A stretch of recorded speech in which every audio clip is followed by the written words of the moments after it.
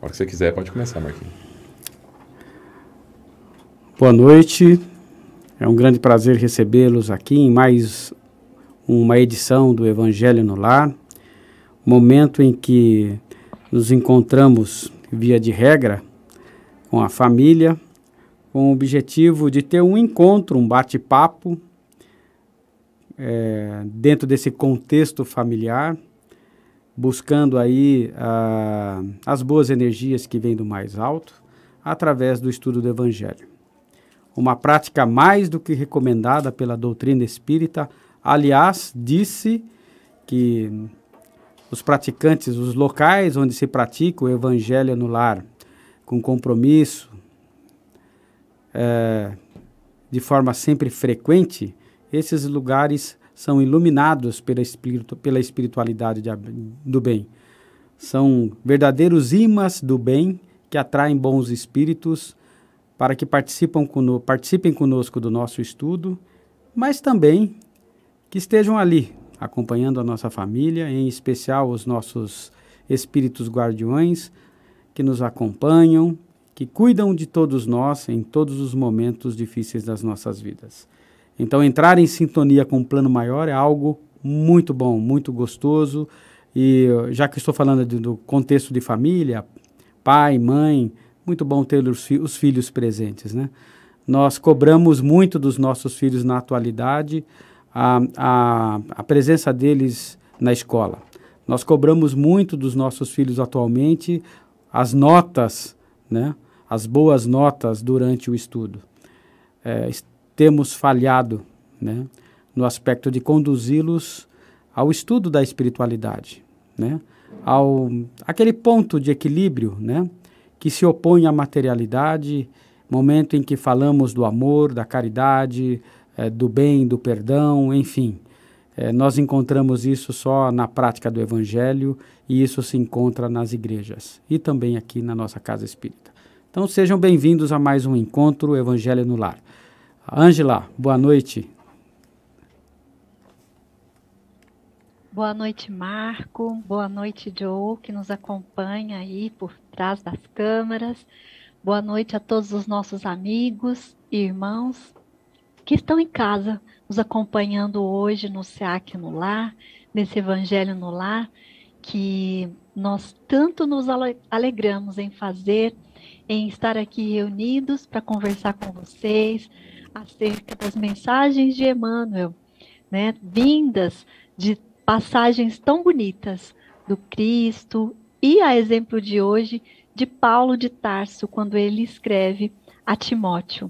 Então, uma alegria estar aqui com vocês mais uma vez, lembrando que é um Evangelho no Lar, a exemplo e modelo do que nós podemos fazer em casa, todos nós, acompanhados ou não, né? Podemos fazer a sós, fazendo nossa leitura, nossa reflexão, nossa oração, e que tenhamos sempre um recipiente com água para que seja, né, magnetizado no momento do Evangelho no Lar. Isso só nos faz bem. E vamos em frente, não é, Marco? É isso aí. Então, que possamos agora, em união com o mais alto, pedir a Jesus que nos acompanhe através de seus trabalhadores, que todos nós juntos possamos emitir aqui as boas energias que nos fortalecem a fé, que nos dão ânimo para o bom combate, para o enfrentamento de cada dia, na nossa busca incessante pelo aprimoramento das nossas imperfeições, na busca de maior conhecimento a respeito da vida e também maior moralidade. Que Jesus nos abençoe a todos, que assim seja. Vamos lá. Que assim seja. Então, o título que nós vamos estudar hoje, no livro Vinha de Luz, na lição 15, é Não Entendem. E nós encontramos ali a epígrafe bíblica de Paulo, né? 1 Timóteo, capítulo 1, versículo 7, e o texto abre aspas, querendo ser doutores da lei e não entendendo nem o que dizem, nem o que afirmam. Ponto, fecha aspas. E aí, como de costume, eu trago o contexto dessa epígrafe. Nós nos encontramos aqui com mais uma carta de Paulo, desta vez direcionada a Timóteo, né, a primeira carta dirigida a Timóteo. Timóteo era um dos companheiros mais íntimos de Paulo. E Paulo enviou Timóteo à igreja de Éfeso para deter o falso ensino que ali havia surgido, né? Timóteo provavelmente serviu por algum tempo como líder na igreja de Éfeso e Paulo esperava visitá-lo. Mas enquanto isso, ele escreveu essa carta para dar a Timóteo os testemunhos sobre as práticas do ministério no Evangelho de Jesus. A primeira carta de Paulo a Timóteo é um documento muito pessoal, né? Como um manual de instruções e disciplina da igreja. E no papel, Timóteo era um jovem, né? E no papel de um jovem ministro, Timóteo enfrentou todo tipo de pressão, de conflito e desafios da igreja e da cultura local, né? Então, Paulo escreve essa carta a Timóteo com um cunho muito particular, né? Muito íntimo, né? A fim de fortalecê-lo, de encorajá-lo, né, no enfrentamento dessas grandes dificuldades. Paulo escreveu a primeira carta de Timóteo em cerca de 64 depois de Cristo, provavelmente pouco antes do seu último encarceramento em Roma, né?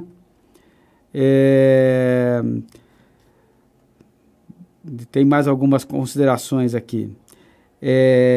A primeira carta de Paulo a Timóteo confirma o relacionamento íntimo dos dois, né?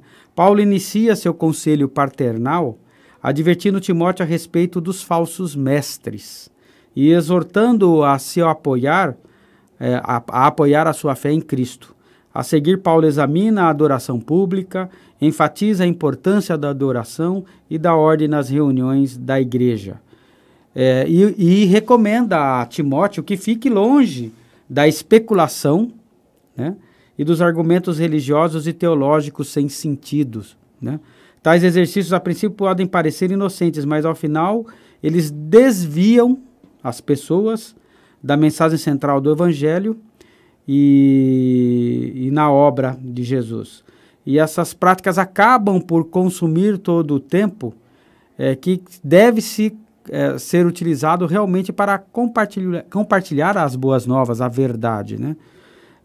E, mais uma vez, Paulo adverte a todos os fiéis com relação aos falsos profetas, né? Os falsos mestres. E o que ele coloca aqui? Os falsos mestres queriam se tornar famosos como mestres da lei de Deus, mas nem sequer entendiam o propósito da lei. Esta não tinha a intenção de dar aos crentes uma lista de regulamentos para cada ocasião. Ele está falando dos procedimentos, dos dogmas de fé, etc., né? Esta não tinha a intenção de dar aos crentes uma lista de regulamentos para cada ocasião, mas sim mostrar aos incrédulos a verdade, né? A verdadeira vida e aproximá-los ainda mais de Deus. Então é dentro desse contexto que nós vamos fazer aqui os nossos comentários com relação à primeira carta de Timóteo. Vamos para a leitura, Ângela?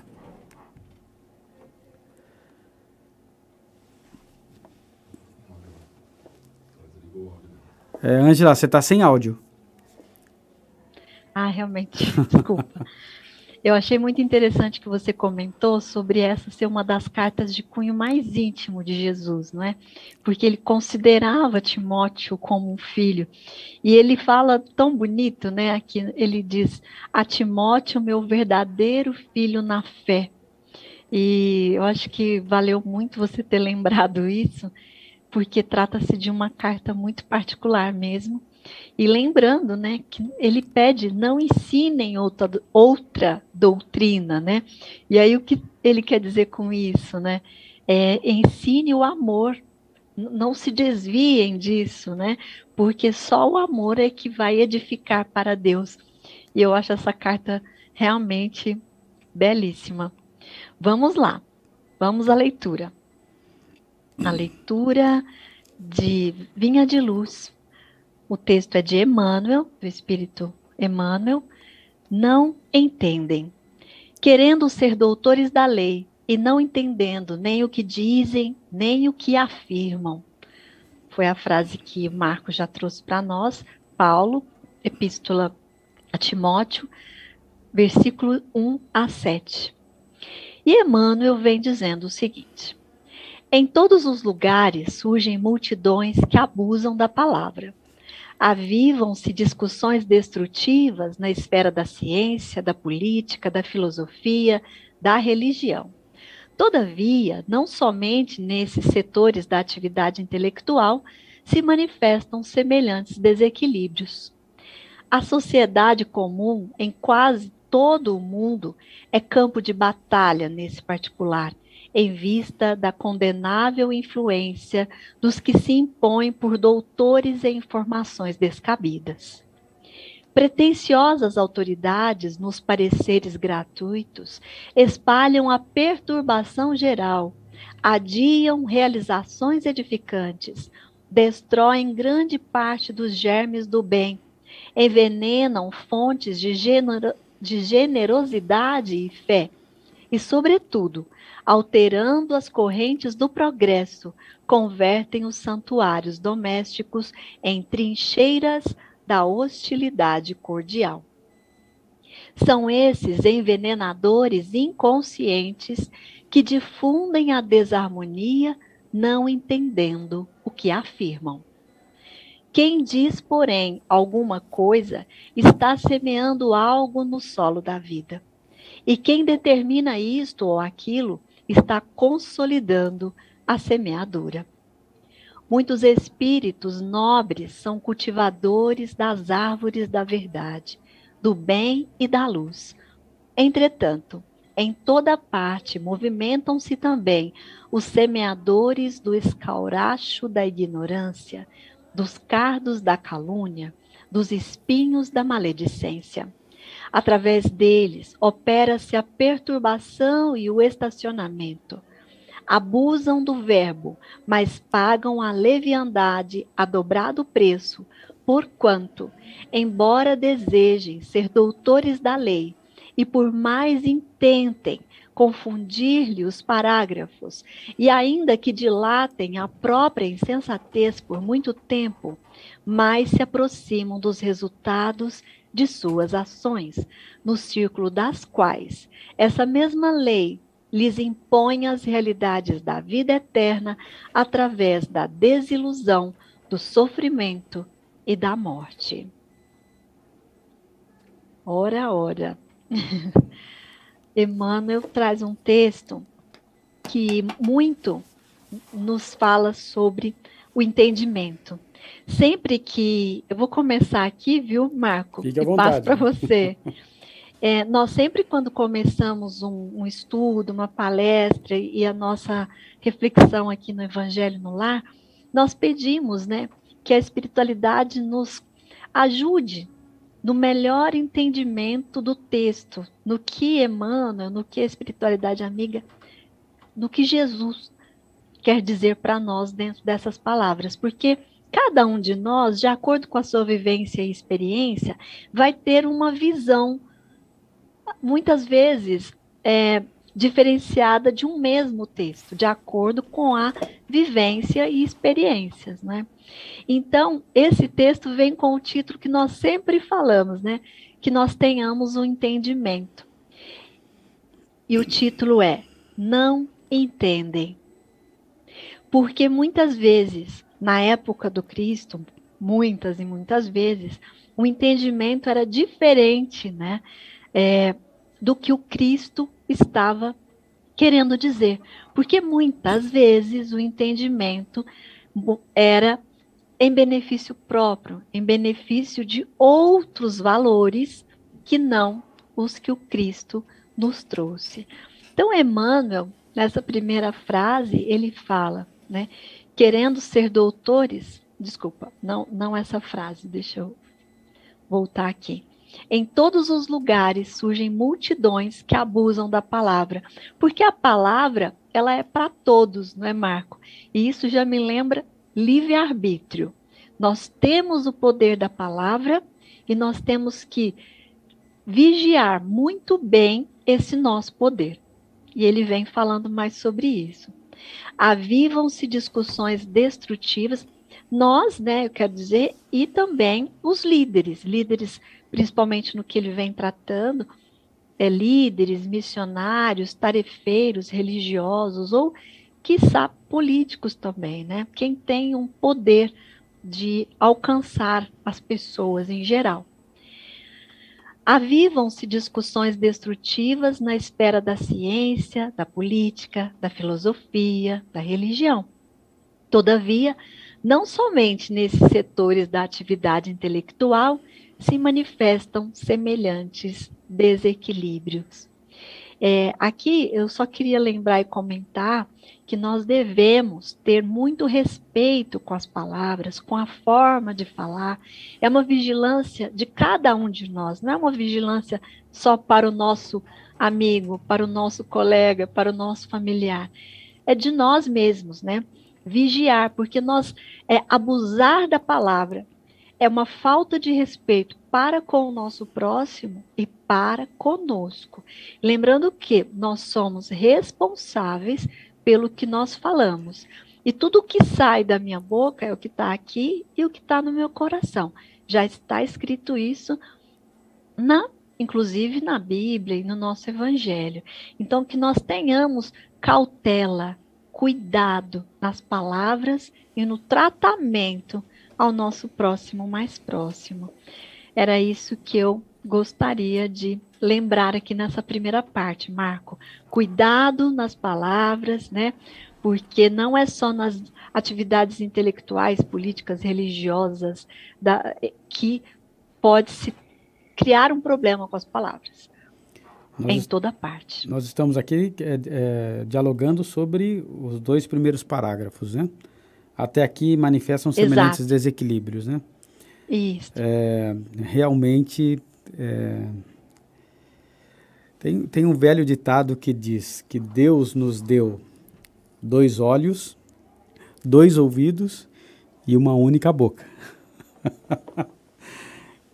Quantos compromissos, todos nós, sem exceção, de desequilíbrio, nós já não fomos causadores, né?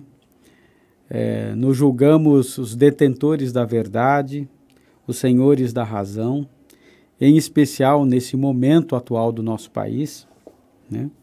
Em que nós vivenciamos uma ambiguidade aí política, né?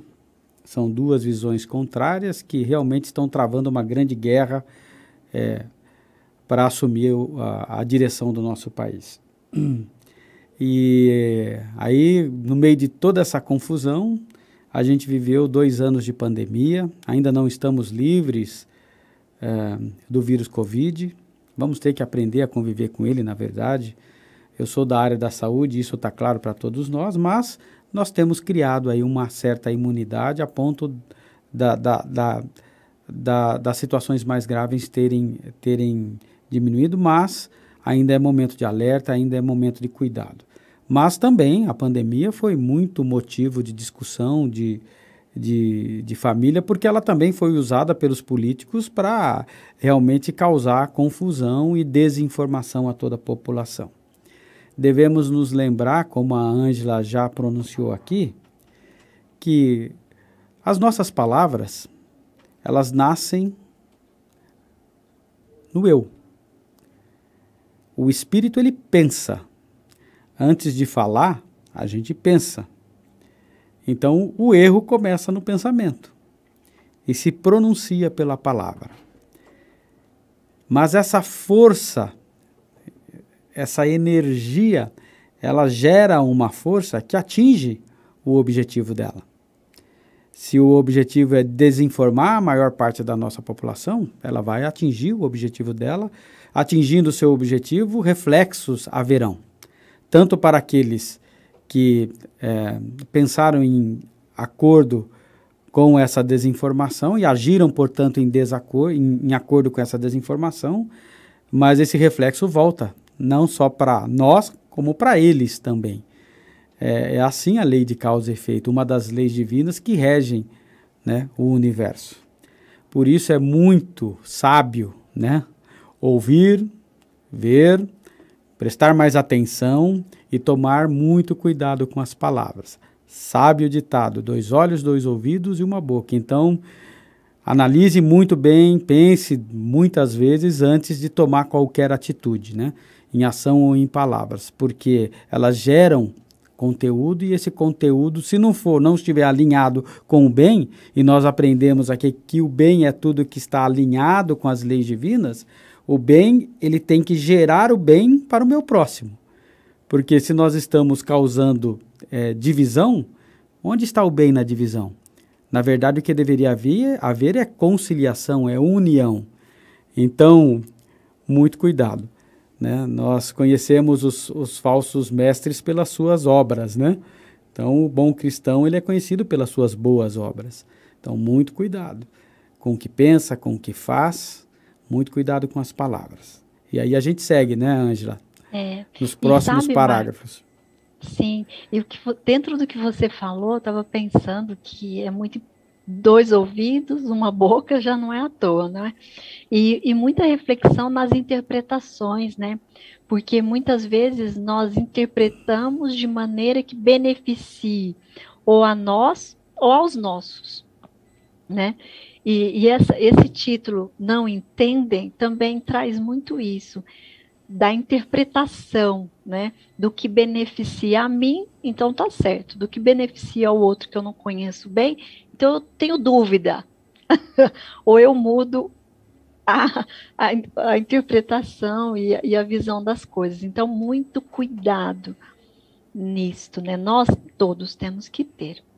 Então, seguindo em frente, no parágrafo 3, Emmanuel diz: a sociedade comum, em quase todo o mundo, é campo de batalha nesse particular, em vista da condenável influência dos que se impõem por doutores em informações descabidas.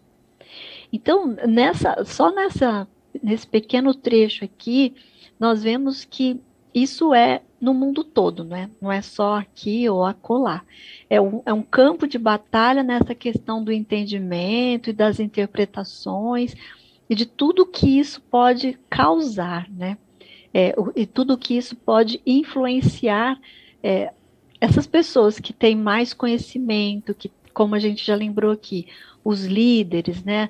Os líderes religiosos, políticos ou de instituições, doutores, têm um domínio do conhecimento. E pessoas mais simples, que não têm o conhecimento tal e qual, seguem, né? Vai para onde está sendo colocado aquilo ali, que não tem um mínimo de lógica.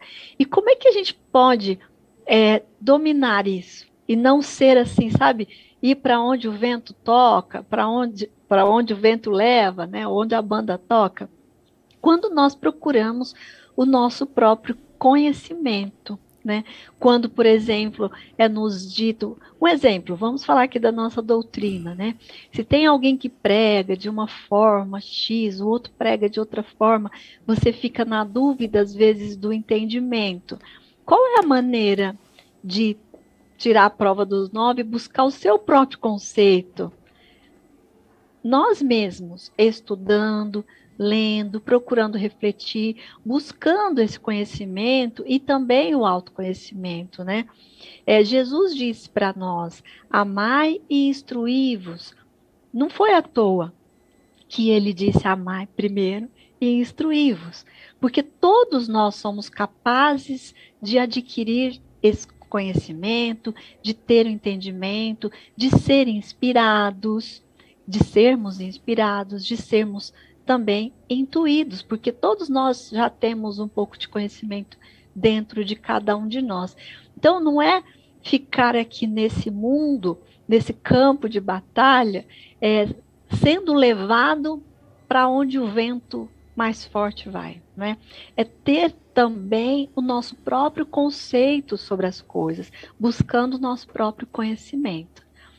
Continuando, para eu passar a palavra para o Marco, e continuando aqui a reflexão, no parágrafo, na parte 4, né, pretensiosas autoridades nos pareceres gratuitos, diz Emmanuel, espalham a perturbação geral, adiam realizações edificantes, destroem grande parte dos germes do bem, envenenam fontes de generosidade e fé e, sobretudo, alterando as correntes do progresso, convertem os santuários domésticos em trincheiras da hostilidade cordial. Essa parte, para mim aqui, Marco, lembra demais a vigilância que nós temos que ter. Porque só de dizer, ó, primeiro que existem os donos da verdade, como o Marco mesmo citou no início da fala dele. Então, conhecimento pode nos ajudar muito a entender as verdades e ter a nossa própria verdade, nosso próprio entendimento. E quando ele fala, convertem os santuários domésticos em trincheiras da hostilidade, há um atraso, ele fala, né, também aqui, que eu achei muito importante, espalham a perturbação, adiam realizações edificantes e destroem grande parte dos germes do bem, porque muitas vezes, ao invés de elevar as pessoas que estão com essa boa vontade em fazer, esse é o meu entendimento dessa parte, é colocado a pessoa para baixo. Ah, mas você não vai dar conta. Ah, mas isso é uma coisa impossível. Deixa que eu faço. Isso não é para você. Ah, você está querendo iniciar esse projeto? Não, não, isso não é assim. No que você acredita, no que nós acreditamos, a sua intuição, o seu coração está dizendo que é esse caminho, tem a ver ali com o amor e com fazer pelo outro e por fazer o bem, e tem as linhas ali dos ensinamentos do Cristo, por que nós vamos deixar outro alguém, que tem mais conhecimento intelectual? Nós não estamos falando aqui do conhecimento e evolução, né, moral, mas vamos dizer, nós estamos falando dos doutores, quem está mais evoluído intelectualmente, digamos assim.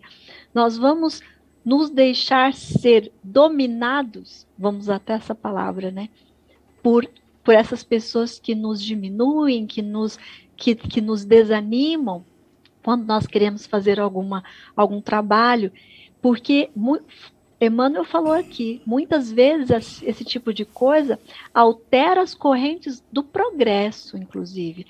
E outra coisa, para finalizar mesmo, Marco, converte os santuários domésticos em trincheiras da hostilidade cordial. Eu achei essa parte muito importante, porque falou do ambiente doméstico, né? E quantas vezes nós, nos nossos lares, nós vemos ou até já praticamos de hostilidade. Infelizmente, né? Nós somos agressivos, nós somos aquela pessoa que dá uma alfinetada no irmão, num parente, quem quer que seja dentro do nosso próprio lar, com um sorrisinho de sarcasmo, com uma palavra que fere e uma palavra que não tem condição mais de voltar atrás.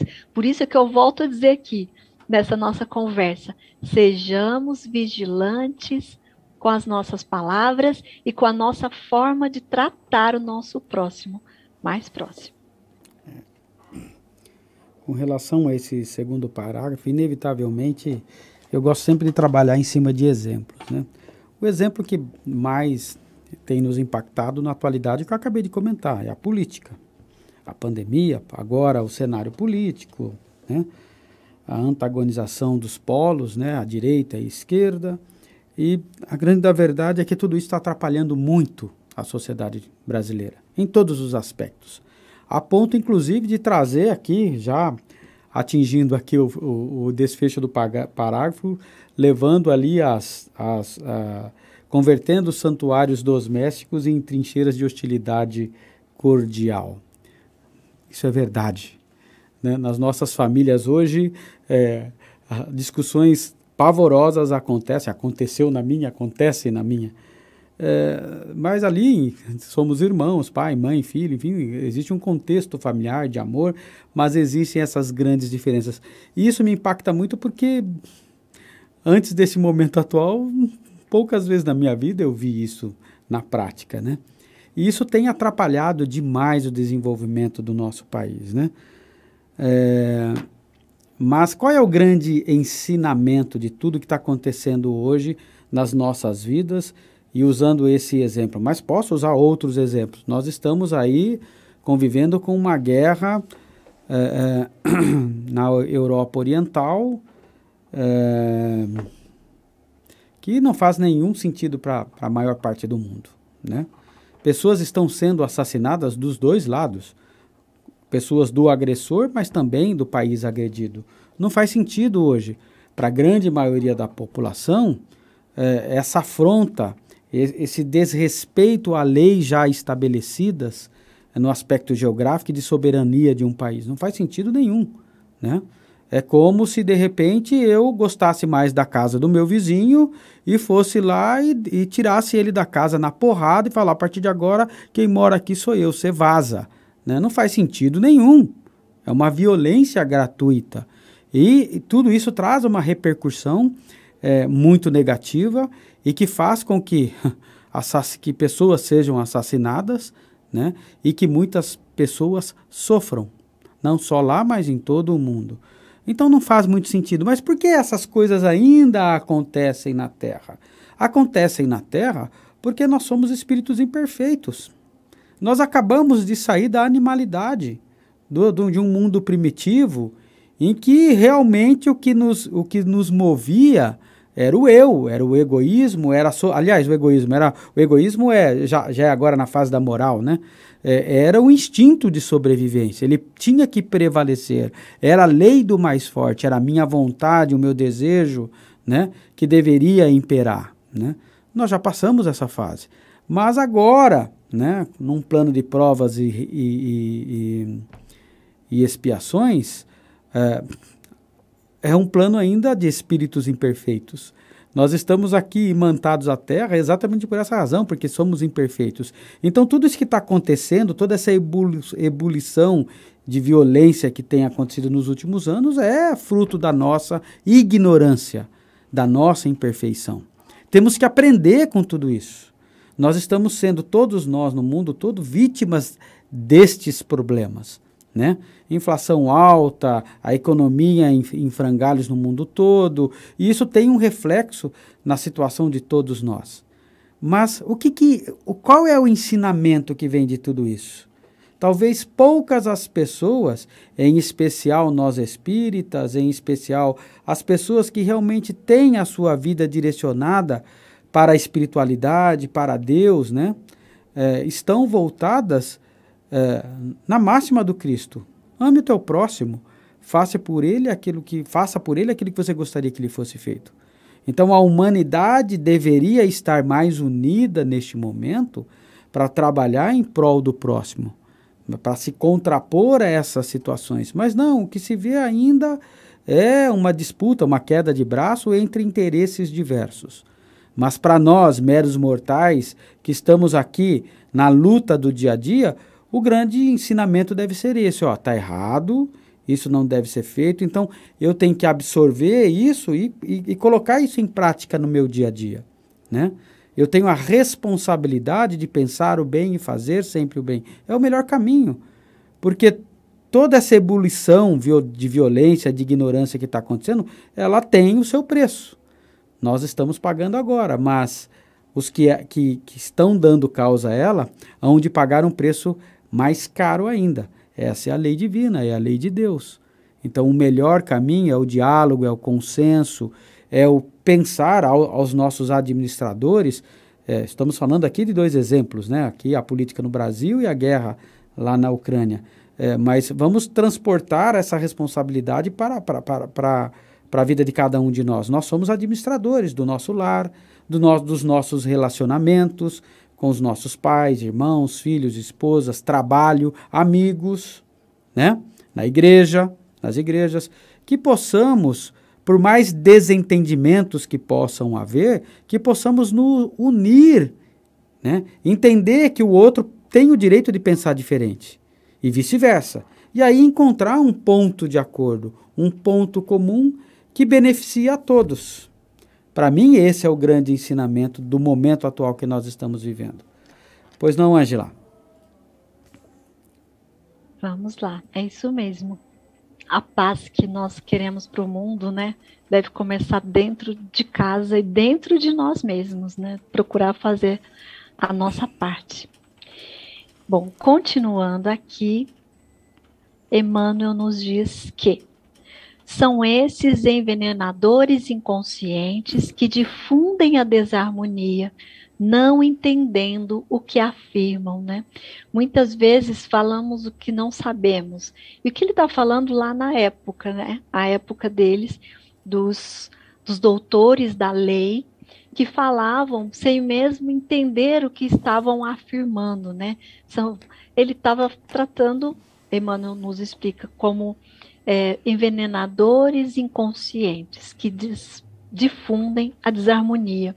E para esse parágrafo, eu quero voltar ali na carta de Paulo, no versículo 5, onde ele diz o seguinte, Marco: ora, o fim do mandamento é o amor de um coração puro e de uma boa consciência e de uma fé não fingida. Então, quando ele traz para a gente que o fim de todo mandamento é o amor de um coração puro, como é que a gente pratica esse amor, não é? Quando nós fazemos o bem, quando nós trabalhamos para o bem e pelo bem. Isso também me lembra aquela passagem do livro Nosso Lar, quando o André Luiz pergunta, né, acho que a Lízias, naquele momento, como que um lugar tão perto ali do umbral tinha tanta harmonia, tanta beleza, tanta claridade, né? Eu não vou lembrar bem agora das palavras. E o que foi dito para ele foi que aqui nosso lar nós temos um consenso, um acordo, alguma coisa assim, onde todos os moradores se comprometem a somente o bem pensar, somente o bem praticar. Então, isso é uma prática na colônia Nosso Lar, para onde nós espíritas que conhecemos a obra sempre falamos, né? Eu gostaria de acordar lá em Nosso Lar, mas nós temos que merecer uma coisa, pelo menos parecida, né? E para que nós possamos ser merecedores disso, eu penso que nós devemos, a partir desse momento, né? Já que nós lembramos desse exemplo, somente o bem pensar, somente o bem praticar. Aí nossos irmãos aqui de casa, nossos amigos vão dizer: ah, Ângela, mas isso aí é muito difícil. É muito difícil manter o controle, o equilíbrio, o cuidado com as palavras, quando eu estou com raiva de... Tá, ninguém aqui está falando que é fácil. Nós estamos buscando uma reflexão sobre como... Porque muitas vezes nós ficamos muito com teoria e pensamos, ah, mas como eu vou conseguir fazer isso? Só tem um jeito. Porque nós começamos essa educação moral, que é nossa, ela é individual, né? Vigiando as nossas ações e as nossas atitudes e em que lugar no mundo, em que posição eu quero ficar. Eu quero ficar naquela posição daquele que critica tudo, aquele que ironiza tudo, aquilo que não aceita nada, aquilo que sempre tem a sua verdade, ou eu quero ficar num lugar de tentar entender o outro, de buscar um conhecimento, de buscar compreender que de repente o outro falou aquilo porque não está bem hoje. Buscar um melhor entendimento. Ah, mas isso é complicado? Ah, é complicado. Isso às vezes pode até te atrasar em algum trabalho, em alguma coisa? Pode. Às vezes pode, sim. Mas vai te deixar com o que foi dito ali nessa passagem evangélica. A consciência tranquila de que você não atingiu ninguém, você não feriu ninguém, você não falou nada do que você não tinha certeza. Você não criticou nada daquilo que você não sabe nem o que você está falando. Isso acontece muito conosco, porque nós somos seres humanos críticos, nós somos seres humanos ativos, queremos participar, mas nós temos que ter esse cuidado, porque desde criança nós sabemos que nós fomos também educados, né, para isso.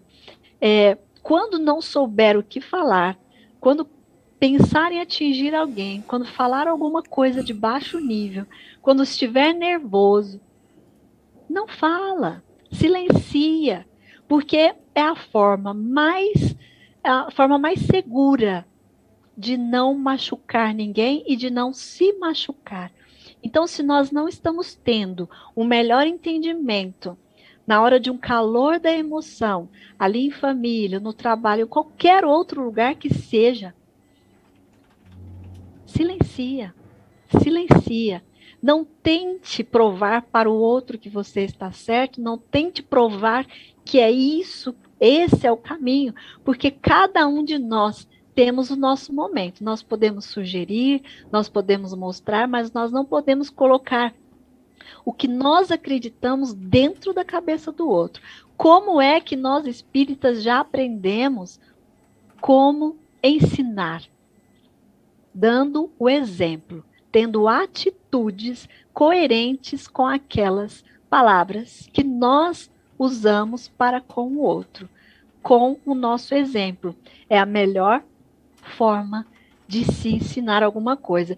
E outra coisa que me lembra essa passagem também, agora para eu entregar para o Marcos, quando ele fala dos envenenadores inconscientes, Marco, já que você falou muito sobre a política e a guerra, me lembra também essa coisa do fake news, né? De hoje na atualidade, que se espalha como pólvora, notícias falsas, calúnias, que sempre destroem alguma coisa, trazem desentendimentos, porque sempre tem coisas falsas, tem invenções. Então, e lá no Emmanuel fala dos envenenadores inconscientes.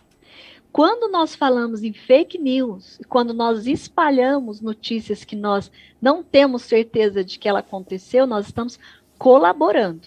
E é um momento de muito cuidado para com esse tipo de coisa. Então, quando nós pensamos em fake news, gente, infelizmente, não são envenenadores inconscientes.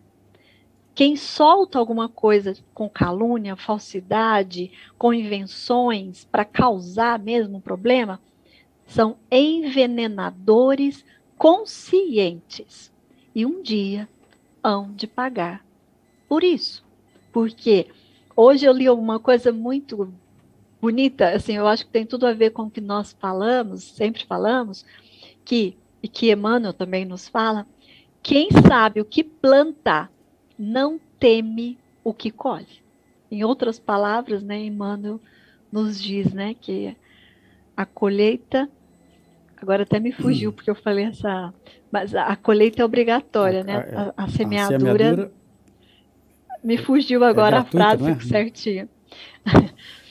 Mas é isso. Quem sabe o que planta não teme a colheita. Com Acho você, que a gente Marco, pode continuar obrigada. no texto aí, viu? Podemos? Podemos. Tá bom. Então, olha, quem diz, porém, alguma coisa está semeando algo no solo da vida, que é isso também que nós falamos. E quem determina isto ou aquilo está consolidando a semeadura. Muitos espíritos nobres são cultivadores das árvores da verdade, espíritos nobres, do bem e da luz. Entretanto, em toda parte movimentam-se também os semeadores do escauracho da ignorância, dos cardos da calúnia, dos espinhos da maledicência. Através deles, opera-se a perturbação e o estacionamento. Abusam do verbo, mas pagam a leviandade o dobrado preço, porquanto, embora desejem ser doutores da lei e por mais intentem confundir-lhe os parágrafos e ainda que dilatem a própria insensatez por muito tempo, mais se aproximam dos resultados de suas ações, no círculo das quais essa mesma lei lhes impõe as realidades da vida eterna através da desilusão, do sofrimento e da morte. Viu, Ângela? Você sabe o que é escauracho? O que é cardo? Escauracho? Escauracho, escauracho são ervas daninhas, né? Sim. E aquele quer dizer ervas daninhas da ignorância, quando nós somos semeadores disso, né? Escauracho, e tanto escauracho como cardo são tipos diferentes de plantas que tem um caule reto e que tem espinhos, né? Mas o Isso. escauracho também é aquela. Eu fui pesquisar, claro, né? Não sou tão doutor da lei assim. Muito bem, é isso mesmo. Escauracho é aquela ondulação que os navios deixam, né? Na sua traseira, né? Então é uma onda enganadora, né? Uma onda falsa, né? É interessante. Não é de origem natural, né? É uma onda produzida pela movimentação da hélice, né? Mas não é uma onda natural, né? Então é É, algo enganoso, né? é. Que tem por objetivo ludibriar realmente, né? E também. Mas eu acho que, puxando um pouquinho agora, eu falei muito de contexto atual, eu vou puxar para o ensinamento da doutrina espírita. Nós somos espíritos que nascemos em completa ignorância. Sequer sabíamos, né, do nosso eu. À medida em que vamos experimentando a vida, ora encarnado, ora no plano espiritual, a gente vai tomando é, consciência do nosso eu. A gente vai aprendendo, né, as várias lições que a vida tem a nos apresentar. E a gente vai evoluindo no conhecimento e na moralidade. A gente ainda está muito longe do pleno entendimento do que é Deus, do que é a vida, né? De como ser bom o tempo todo. A gente ainda está num estágio muito inicial, então ainda é algo natural o erro, né? Mas nós já temos o peso da consciência para suportar. Nós sabemos quando erramos. E a advertência nesse momento desse texto tem relação exatamente com isso, né? Cuide muito dos seus pensamentos, cuide muito das suas atitudes, em qualquer situação da vida, né? Aqui o texto ele explora lá, Paulo, quando escreve a carta a Timóteo, ele explora a questão do ensinamento do Evangelho do Cristo, da constituição da igreja num aspecto formal, né? Como igreja realmente, né? Templo com a condução, com os ensinamentos, com as suas celebrações, etc. Mas, acima de qualquer tipo de celebração, de atitude, está a mensagem, a verdade, que, como a Ângela disse, é o amor, né? Nós estamos aprendendo a amar, e a amar em plenitude significa pensar o bem e fazer o bem sempre, né? O texto faz referência aos doutores da lei, né? É inevitável também que nós não façamos, porque o único lugar em que se discute realmente essa questão do bem, do mal, né? Do perdão, da fraternidade, da caridade, é no ambiente religioso, no ambiente das igrejas, como instituição, né? E elas têm os mais variados líderes, né? Os mais variados expoentes. Na doutrina espírita, da mesma forma, né? Mas o cuidado que todos nós devemos é ouvir e raciocinar. Kardec sempre usou a peneirinha da razão, né? Ele ouvia diversas informações vindas de diversos médiuns e de diversos espíritos. Mas antes de tomar a sua posição e de escrever aquilo na codificação como uma verdade, como um senso comum, né, de todas as informações que vieram, ele peneirou, ele utilizou o senso crítico da razão e da lógica, né? Qual é o fruto que esse pensamento, que essa palavra, que essa informação vai me trazer? É algo bom? É algo não só bom para mim, mas bom para o outro? Beleza, podemos seguir em frente. Mas, se de alguma forma o fruto dessa informação, desse pensamento, desse ato, ele só beneficia um e prejudica outro, é sinal de que alguma coisa está errada, né? Então, que tomemos sempre esses cuidados, né? Em todas as situações da vida. Pode falar, Ângela.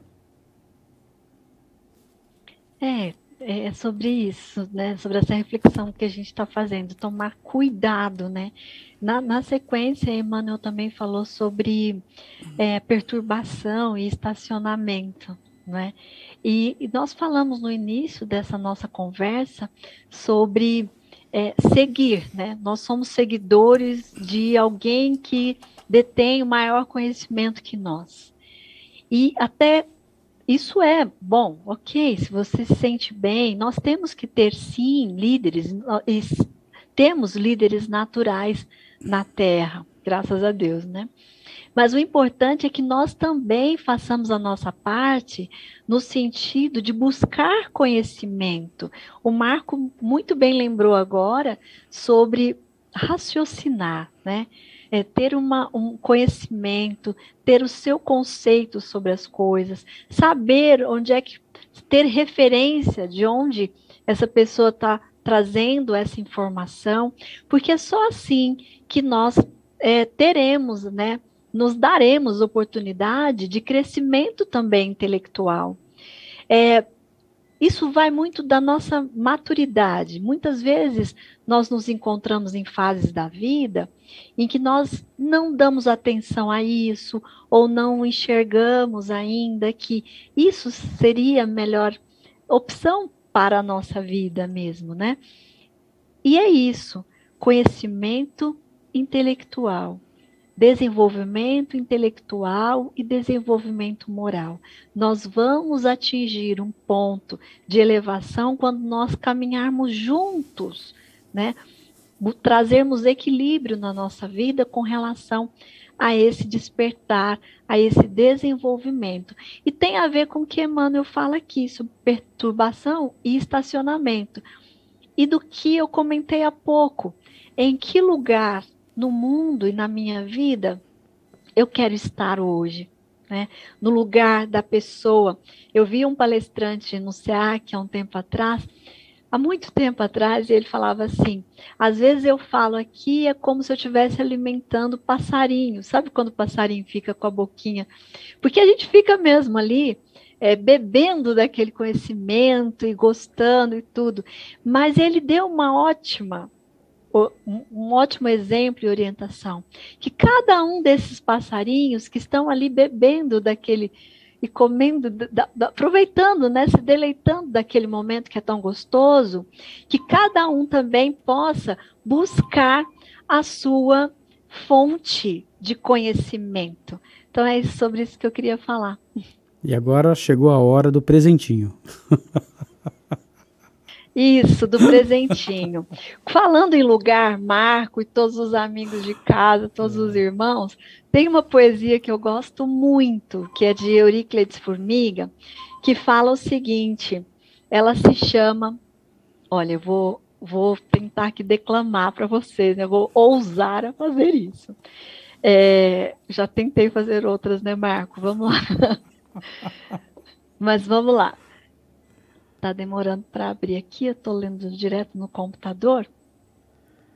Euríclides Formiga, no livro Para Sempre, que é um livro que foi psicografado por Bacelli, por Carlos Bacelli, tem poesias de Euríclides Formiga e João Cabete. E a poesia de número 1, que é de Formiga, se chama Por Onde Fores. Deus abençoe, amigo, as tuas mãos devotadas ao bem, a tua voz ensinando a verdade a todos nós, que somos no caminho os teus irmãos. Deus te abençoe as horas indormidas, na vigília constante dos teus passos, para manter brilhando nos teus braços as luzes que iluminam nossas vidas. Deus te abençoe o místico transporte no teu sublime afã de cada dia, transformando a tristeza em alegria no intercâmbio do amor que vence a morte. Deus te abençoe, humilde caminheiro, as lágrimas que choras sob a cruz, seguindo nas pegadas de Jesus, a quem já te entregaste por inteiro. Deus te abençoe os gestos de bondade, sem que penses em ti um só momento, porque servir é o teu próprio sustento no banquete de luz da caridade. Deus te abençoe, apóstolo do Cristo, o esforço solitário que contemplo na vivência de nobre e raro exemplo que entre os homens no mundo se tem visto. Por todo o bem que fazes, meu amigo, neste vale de sombras e de dores, como estiveres e por onde fores, que o Senhor possa ser sempre contigo. Não é linda? Que assim seja, minha Terezinha de Oliveira Mineirinha. Ai, que delícia. Bom, meus amigos, meus irmãos, eu vou aqui me despedindo agora antes do Marco, agradecendo mais uma vez essa oportunidade tão gostosa, tão bonita, de estar aqui falando sobre as palavras de Paulo, sobre o Evangelho de Jesus, sobre a nossa doutrina espírita e sobre os textos tão ricos que nos traz Emmanuel, na companhia do Marco, em companhia do Joe e de todos vocês que nos acompanham de casa. Vamos em frente e façamos o nosso Evangelho no lar, que é tão rico e que tanto nos engrandece, nos edifica e nos ilumina. Que Jesus nos abençoe. Que Jesus abençoe a todos nós, levando razão, levando amor, levando paz, conscientização, perdão, resignação, diante de todas as situações da vida. Que possamos amar incondicionalmente a todos os nossos irmãos. Que assim sejam e até a próxima. Obrigado, Ângela. Obrigado, Joe.